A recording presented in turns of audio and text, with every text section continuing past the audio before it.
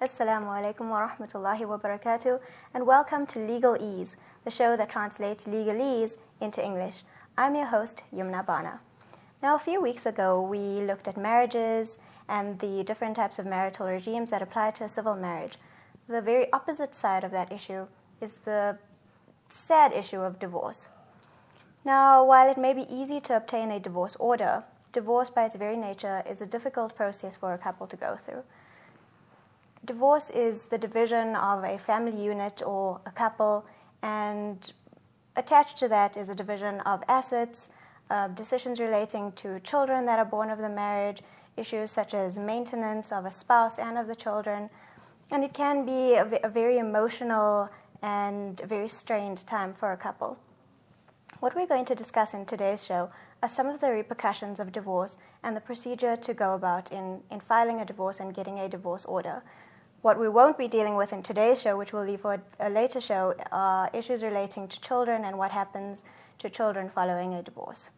With me in studio, I've got Mr. Hoossen Saida of Saida's Attorneys. Hoossen has extensive experience as an attorney for over 36 years. He is part of a general practice, but his particular focus is on family law, and that's what brings him to our studios today. Assalamu alaikum wa rahmatullahi wa barakatuh, and welcome to the show, Hoossen. Wa alaikum salam. Nice to be here. Hoossen, we discussed this in previous show, the different marital regimes that apply to a marriage.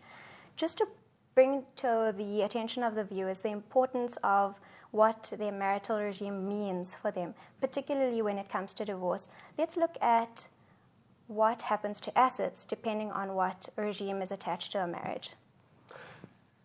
Well, we have three types of marriage, really. One is a marriage in community of property. It's the easiest marriage, so to speak. It's a civil marriage, recognized as such, and clearly when civil marriages are performed, there are certain benefits that have been granted, unlike, say, an Islamic marriage, which is not yet recognized in law. But if you married in community of property, the formalities would be very simple. They would make an appointment, go to the magistrate's office, or even have a marriage officer come to your home. There are no formalities as such. You would complete a form, he would do the marriage ceremony, which would take about 3 or 5 minutes, and he would then pronounce you man and wife, and that would be the sum total of the formalities. The effect of a marriage in community of property is also very simple: half and half. Whatever you owned as the both parties to the marriage, half would be yours, half would be the husband's, or half between husband and wife. That's the one regime. The other regime is the marriage out of community of property. In order to do that, you go to a lawyer, is a notary. It's recorded that this marriage is out of community of property, which means in effect that what belongs to the husband will remain his, what belongs to the wife will remain hers. That is a marriage out of community of property, and it can be a lifelong regime. Now the third element comes in, it's called accrual. In a marriage out of community of property, the parties can agree that up to the date of the marriage, what belongs to you is yours, what belongs to her is hers, but what we earn hereafter, that will be divided. So those are the three regimes.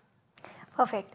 And I think it's just very significant that we draw to the viewer's attention that if they enter into a civil marriage, automatically that marriage would have been in community of property, which means on divorce, their estates would be divided into half, unless they had gone through the procedure of getting an ANC. An anti-nuptial contract, yes.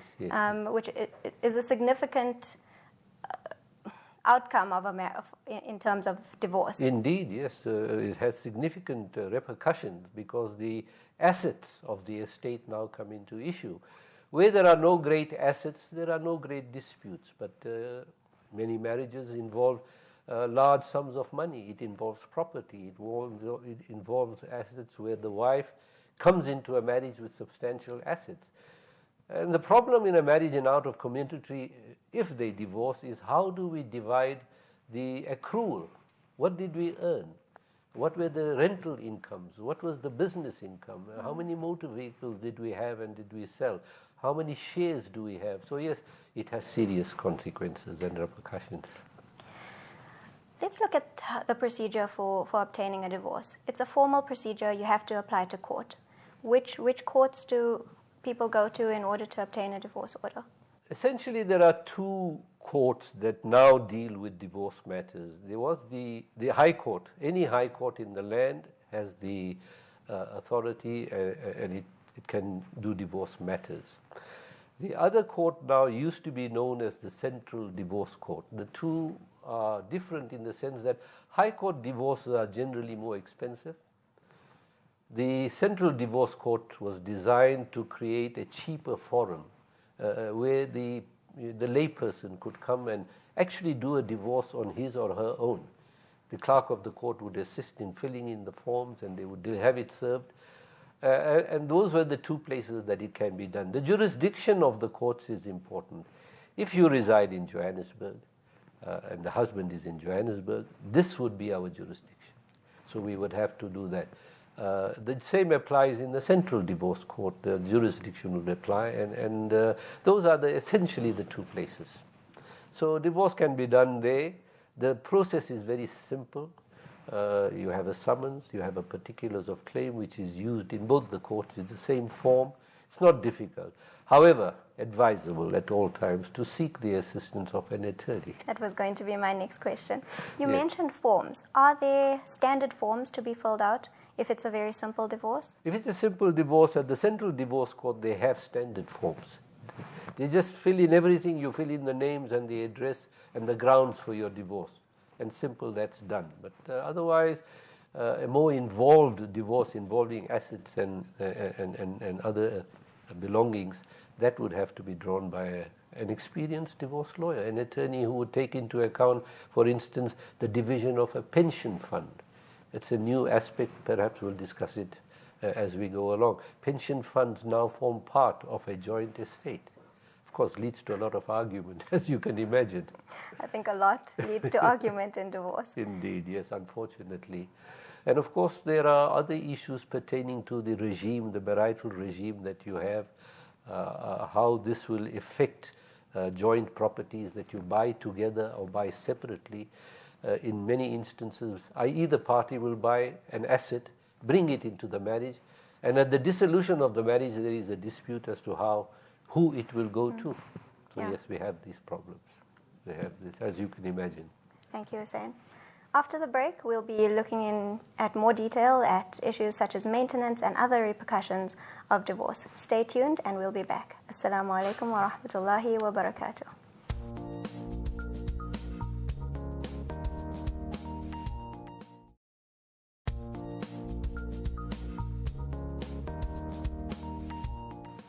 Assalamu alaikum wa rahmatullahi wa barakatuh. Welcome back to Legal Ease, where we are talking about divorce and the repercussions of divorce. And with me in studio, I've got Hoossen Saida of Saida's Attorneys. Hoossen, let's talk about what a Rule 43 is. After a divorce summons is issued, out of the High Court particularly, the spouse, generally the wife, will bring an application in terms of Rule 43, which basically means that she is asking for a contribution towards her costs and interim maintenance. It's called maintenance pendente lite. Until the case is heard, she's asking for maintenance. The Rule 43 also makes provision for the applicant to ask for access to children or to have interim custody of the children. There are generally the four grounds in terms of Rule 43. The process is very simple. The court doesn't want to hear the case. The judge who hears a Rule 43 application says, I'm not here to listen to the case, just show me what is your need and let me hear what the other side has to say and I'll make a decision. All on papers, no evidence. An affidavit is drawn in support of the Rule 43 in which the applicant, mainly the wife, will say, I need money, I don't have maintenance, I have rent to pay, I have these expenses, and I have children and I need money for them. The court says, keep it brief, don't add a lot of stuff there, we don't have time to read that. The respondent, the husband generally, will file an affidavit and say, look, either I can afford this or I can't afford this, or he will dispute whatever the applicant is saying. It's supposed to be brief, and it generally is. And it's a quick process in the sense that within 10 days of the service of the applicant's founding affidavit, the respondent has to file his affidavit, And immediately after that, you go to court. On any Tuesday, you set it down. It's generally heard if it's opposed on the Wednesday. So you can be in court within 3 to 4 weeks on a Rule 43. So should be fairly quick and the judge will hear painless. the counsel appearing for both sides. What's your argument? What's your argument? Ask a few questions. And then whatever he feels like, he will make an order. And it's not appealable. Right. So what comes out of that, you stick with? You said the judge will say, I'm giving you 5,000 rands maintenance and a contribution towards your cost of, say, 2,000 rands or whatever it is, and that's it. And the both parties will abide by that until the trial date. And it sorts out all the interim problems for that. So that's the Rule 43. There is a provision for that type of application also in the new regional court structures. We don't have the Central Divorce Court anymore, but we have the regional court structures which they're encouraging. The judges, there was a circular the other day saying judges would encourage you, if you don't have too many disputes, to go to the regional court. Judges don't want to be cluttered up at the High Court. You mentioned disputes, and the nature of a divorce, and a lot of divorces we see, is that they become very acrimonious, and couples become embroiled in very bitter disputes. Indeed. But it is also possible for them to reach a settlement and come to some sort of agreement about the issues going forward. Oh, indeed, yes. That's a good sign. It's very difficult. As you said, acrimonious, can be vindictive, can be difficult. This is the nature of divorce. You see the ugly side of the picture.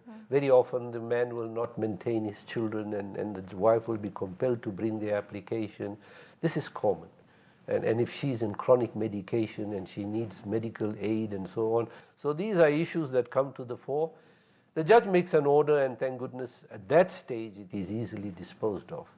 However, the settlement that you're talking about, if they are sensible, it can be done.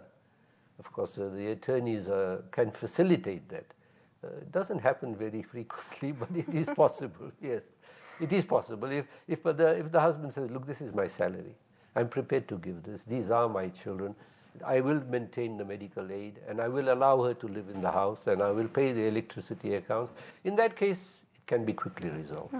What is the status of a settlement agreement? How do the parties give effect to that? Well, settlement agreement mostly comes into play when the matter is settled. The entire divorce is settled. And this generally happens when the parties have been litigating for some time. And They've then already the same. spent lots of money at that Indeed, stage. that's the point. Money is the greatest leveler. Soon as you find you're spending a lot of money, and it may be the attorneys, but the counsel, you employ counsel. Counsel are expensive today. So you pay counsel. After a while, both parties say, this is too much. Let's sit down and talk. When you do that, that is the beginning of an agreement of settlement. Fine, we have 3 children, you have custody. What will you allow me in terms of access? Every alternate weekend, every long and short school, half of every long and short school holiday, Eid days or Christmas days or Good Fridays, telephonic access and so on, special occasions, weddings and parties. When you reach that level, it's a good time because now you're close to settlement. Everything that you agree on, including fixed property. Now you say if there is no agreement about the house, for instance, there is a bond. It must be sold. So the idea is that after the house is sold, the bond is paid, the debts are paid, we will share the proceeds half and half. We agree on maintenance, we agree on who keeps the furniture. Sometimes we have a fight about who will keep the dog. I think a settlement agreement probably requires a very sensible couple. Well, eventually I think the economics determine how sensible you are. Come to your senses. Come to your senses, indeed. And now there's a new feature that is incorporated in agreements of settlement. It's called a parenting plan, where children are involved in that divorce. In terms of the new Children's Act, both parents have a role to play in every aspect of the children's lives. Their schooling, their madrasa, etc., etc. So they get together and draw a parenting plan with the assistance possibly of a psychologist or a family social worker. And then this is long term. After the parties divorce, very often it's acrimonious, they don't want to meet one another, but that document, the agreement of settlement and the parenting plan, determine their future relationships. It will make provision for increase in maintenance, if the children are going to go to higher education, go to universities, etc., all that comes into play. Before we go to the break, I just want to mention one thing, and it's coming back to in-community of property. Now, depending on the circumstances relating to the divorce, there can be an issue of forfeiture of benefits. Oh, yes, indeed, yes. This is it's an important point. Thank you for bringing it up. Forfeiture is generally claimed when one party says that the other party was the cause of the breakdown of the marriage. For instance, he went and married somebody else. He committed adultery. He was the major, he or she was the major cause of the breakdown of the marriage, and therefore they say to the court, please, I want forfeiture. I want him to get nothing. Give me everything. Give me the house, the car, the savings, and everything. That's called forfeiture. Excellent. Thank you, Hoossen. We'll be back after the break. Stay tuned. After the break, we'll be looking in a little bit more detail at maintenance and trusts. Assalamu alaikum wa rahmatullahi wa barakatuh.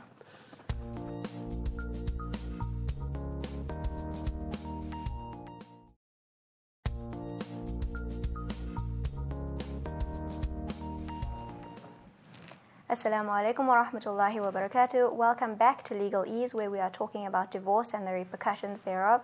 And with me in studio, I've got Hoossen Saida. Hoossen, you were mentioning to me in the break that you needed to bring to the attention of the viewers a very important requirement to the settlement agreement. Quite right. The settlement agreement, once it is drawn, it must be in writing. It must be signed by both parties. It must be witnessed. And the proviso is that it must be made an order of court, so that the parties can follow that agreement in the case of dispute, or if they have some questions. That document is the important document.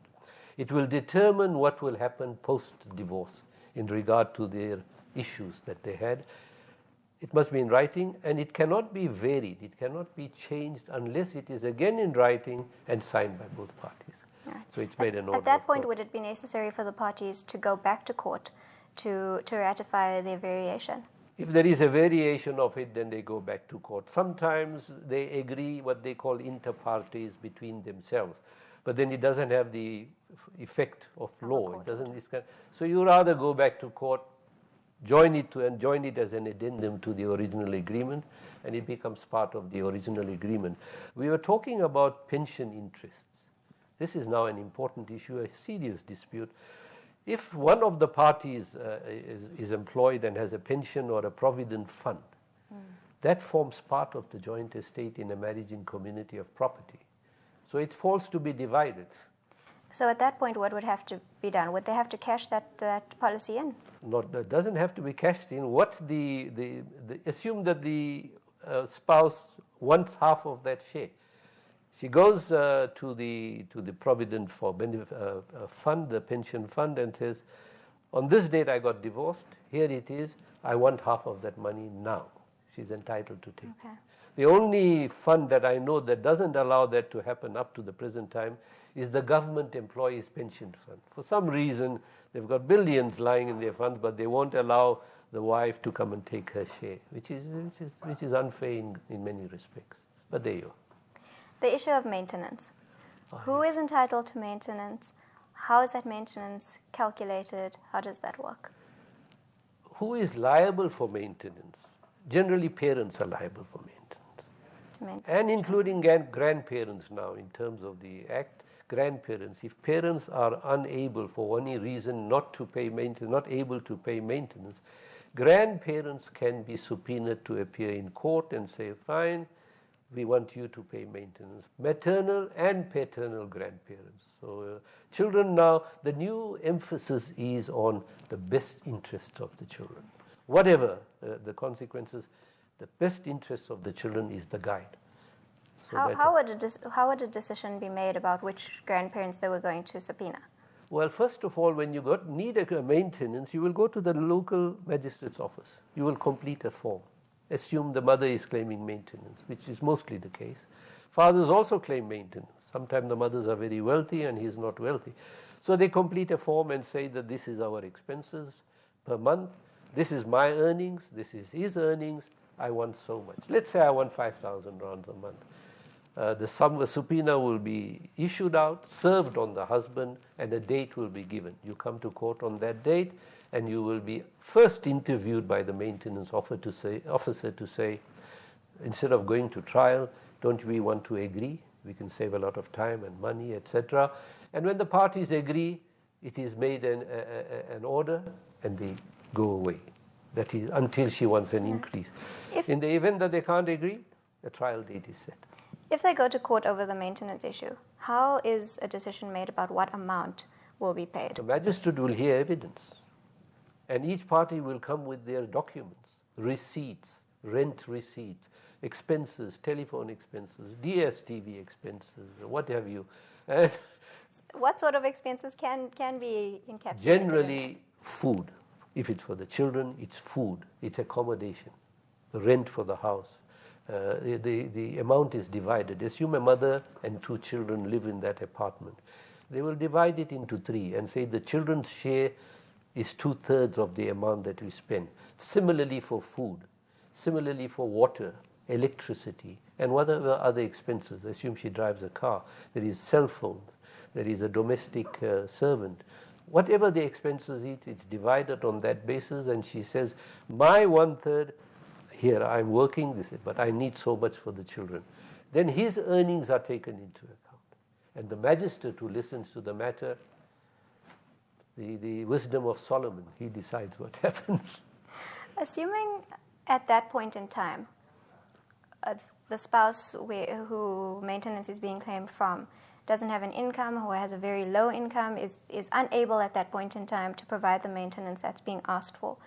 And at a later stage, he becomes employed, he's now earning much better. Is it then possible for that spouse to come and say, I now want maintenance, you're able to give it to me? Indeed, yes. That happens a lot of the time. And as soon as circumstances change, come back to court, say that this is the position, he is now working.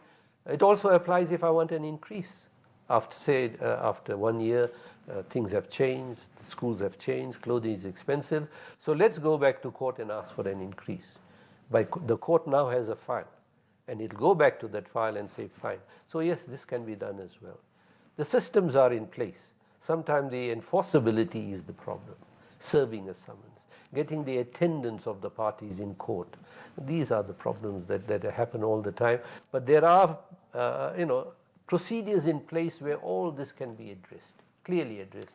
What are the repercussions for a spouse who has been ordered to pay maintenance not paying? A warrant of arrest will be issued on good basis, and a warrant of arrest is he will put in jail.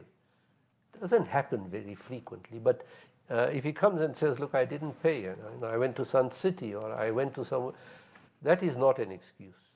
If there's no good grounds for not paying the maintenance, and a warrant of arrest will be issued by the presiding officer, the magistrate, and the man will go to jail. I must tell you that when that happens, area maintenance has come up to scratch very quickly. I imagine so. Indeed, yes. So, yes, these are issues that need to be addressed. The enforceability is a problem. But however, we are getting there. Let's put it that way. We are getting there. There are efforts being made to redress the imbalances that are there.